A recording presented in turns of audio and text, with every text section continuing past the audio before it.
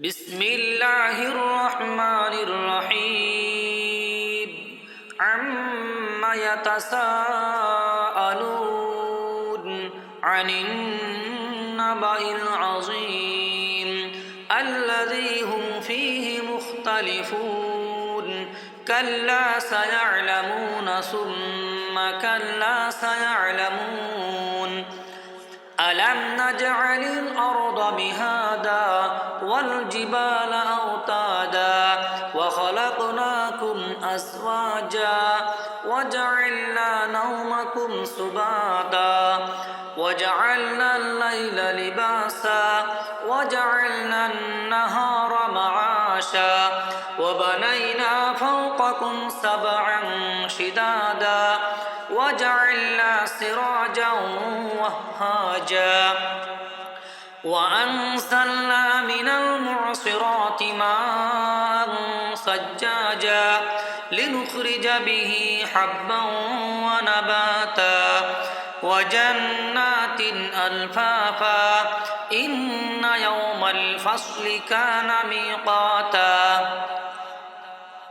يوم ينفخ في الصور فتأتون أفواجا وفتحت السماء فكانت أبوابا وسيرت الجبال فكانت سرابا إن جهنم كانت مرصادا للطاغين مآبا لابسين فيها أحقابا لا يذوقون فيها بردا ولا شرابا إلا حميما وغساقا جزاء وفاقا إنهم كانوا لا يرجون حسابا وكذبوا بآياتنا كذابا وكل شيء أحصيناه كتابا فذوقوا فلن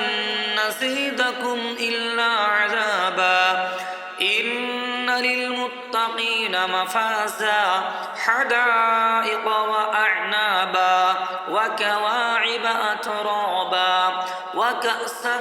دهاقا لا يسمعون فيها لغوا ولا كذابا جزاء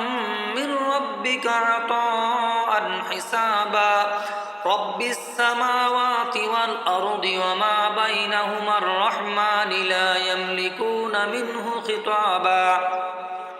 يوم يقوم الروح والملائكة صفا لا يتكلمون إلا من أذن له الرحمن وقال صوابا ذلك اليوم الحق فمن